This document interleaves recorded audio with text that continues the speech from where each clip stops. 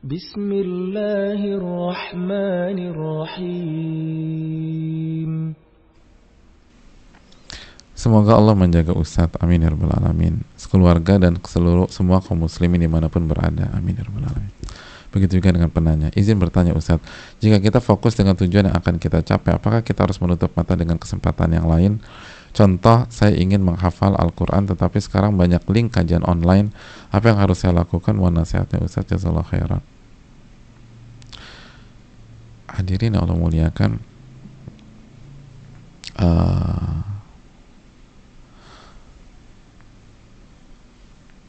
yang pertama, kalau konteksnya menghafal Quran, semua dikembalikan begini deh. Wa khairul hadi hadi Muhammadin sallallahu alaihi wasallam, sebaik-baik petunjuk Nabi sallallahu alaihi wasallam. Imam Malik menyatakan lan tasluh hadhil umma illa bima saluha bihi awaluha. Umat ini nggak akan baik kecuali dengan konsep yang membuat umat pertama jadi baik dan terbaik. Umat pertama itu para sahabat.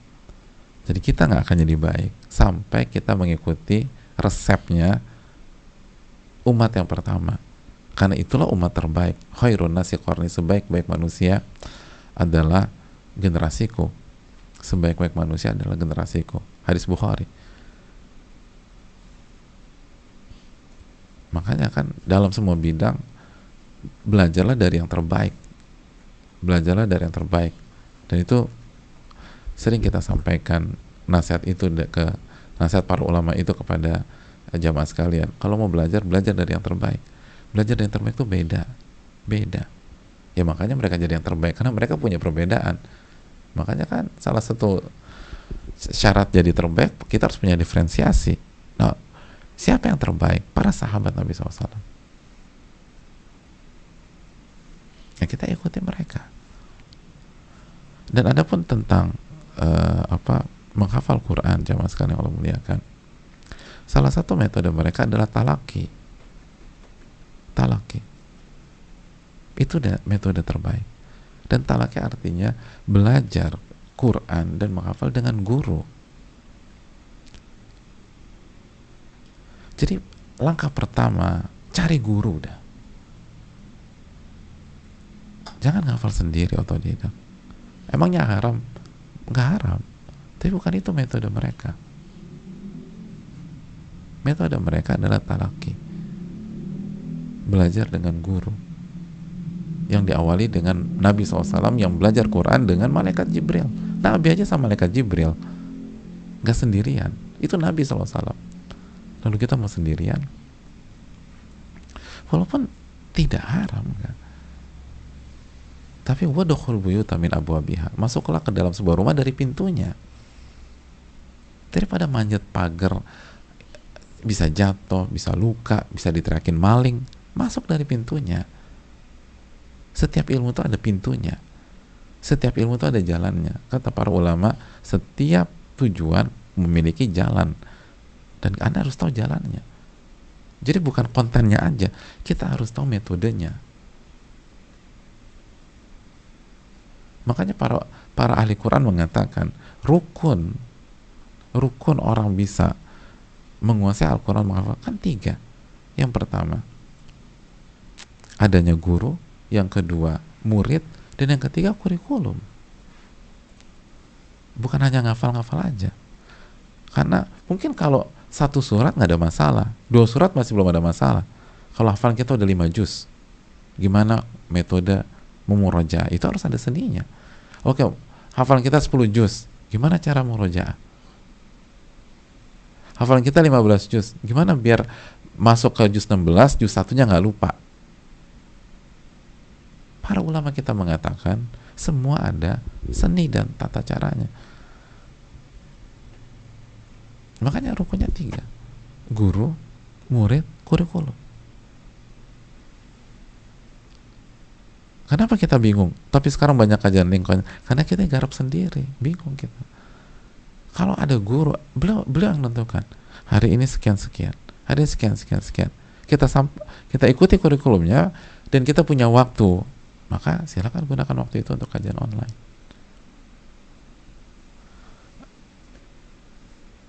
Makanya jemaah sekalian, ada salah satu apa, ada penanya nanya ke salah satu ulama terbaik hari ini, Syekh Shalih Utsaimin. Kata penanya ini, Syekh, mohon nasihatnya, apa buku-buku fikih madzhab Syafi'iyah yang engkau rekomendasikan kepada saya kalau saya ingin belajar fikih madzhab Syafi'iyah? Kata beliau, bukan begitu cara belajar. Bukan begitu cara belajar. Saya bisa saja sebutkan buku fikih madzhab Syafi'iyah, tapi bukan begitu cara belajar. Cara belajar, kalau Anda ingin belajar fikih Syafi'i, cari guru yang jago fikih Syafi'i, lalu biarkan beliau yang buat semuanya buat Anda. Beliau yang ngatur buku apa, kurikulumnya bagaimana, durasinya gimana, segala macam. Bukan kita yang ngeracik. Ya sama, bukan pasien yang ngeracik obat. Yang kasih resep itu dokter, yang ngeracik apoteker segala macam. Kita nggak pernah belajar apa-apa, tiba-tiba belajar ini. Bukan Anda. Kalau ingin belajar serius sebuah bidang atau ingin menuntut ilmu, yang pertama cari guru, itu poin. Yang pertama cari guru. Makanya sebagian ulama klasik seperti Imam Syafi'i mengatakan, man kana syekhuhu kitabah ghallabas khata'uhu shawabah. Barang siapa yang gurunya adalah buku alias otodidak, barang siapa yang gurunya adalah sebuah buku, maksudnya belajar otodidak, dari awal belajar otodidak, maka kemungkinan besar kesalahannya lebih banyak daripada manfaatnya. Kemungkinan besar kesalahannya lebih banyak daripada manfaatnya. Dijelaskan sebagian ulama seperti Syekh Utsaimin, mungkin ada 1-2 yang berhasil, tapi berapa persen? Mayoritas kesalahannya lebih banyak daripada manfaatnya. Ingin menghafal Quran, guru. Ingin bisa baca Quran, guru. Ilmu itu tidak bisa dilepaskan. Jamaah simpel aja deh. Kalau ilmu itu ilmu yang bermanfaat, ya bisa kalau ilmu yang bermanfaat itu nggak perlu guru, maka kenapa Allah tidak turunkan kitab suci aja, lalu manusia suruh baca sendiri? Nggak perlu Allah turunkan para nabi dan rasul, udah suruh pada baca sendiri aja. Turun dari langit Al-Quran, Taurat, Injil, segala macam, suruh baca sendiri. Kenapa mayoritas nabi Allah utus di Bani Israel? Dan kita tahu Bani Israel adalah bangsa tercerdas di dunia. Emang mereka nggak bisa baca, menelaah sendiri?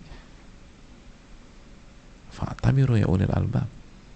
Maka marilah kita berpikir, wahai orang-orang yang diberikan akal sehat, guru itu penting. Allahu ta'ala a'lam bishawab.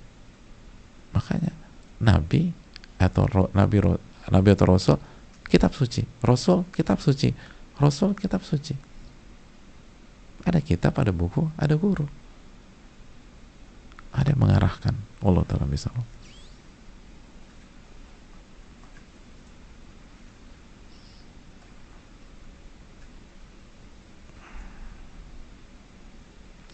Assalamualaikum, izin bertanya. Waalaikumsalam warahmatullahi wabarakatuh. Semoga Ustaz selalu dalam lindungan Allah, begitu juga keluarga Ustaz, tim dan kaum muslimin semoga selalu dirahmati oleh Allah. Amin ya rabbal alamin.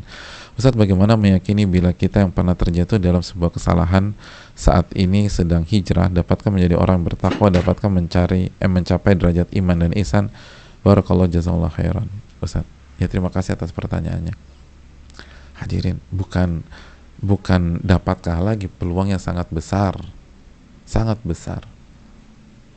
Sampai-sampai sebagian para ulama menyatakan bahwa Anda lihat mayoritas sahabat senior, mayoritas sahabat-sahabat Nabi yang senior itu pernah melewati masa jahiliyah.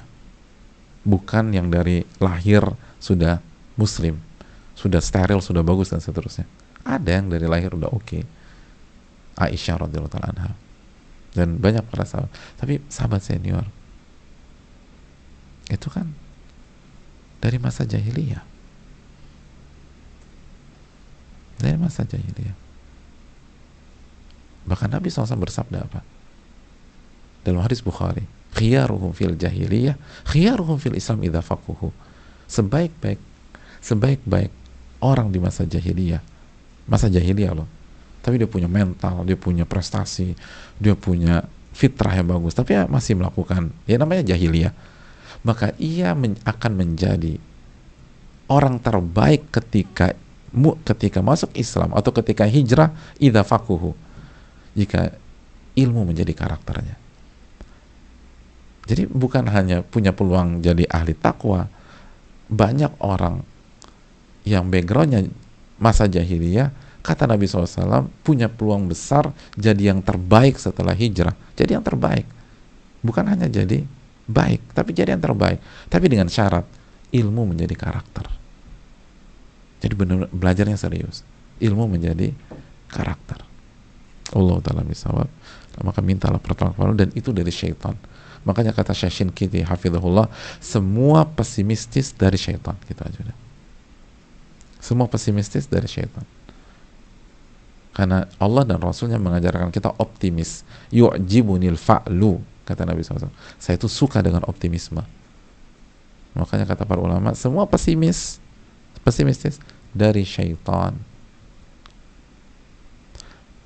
Subhanakallah la ilaha illa anta astaghfiruka wa atubu ilaik. Semoga kita diberikan ilmu yang bermanfaat dan dijauhkan dari ilmu yang tidak bermanfaat, dan semoga Allah menerima amal ibadah kita. Rabbana taqabbal minna. Assalamualaikum warahmatullahi wabarakatuh.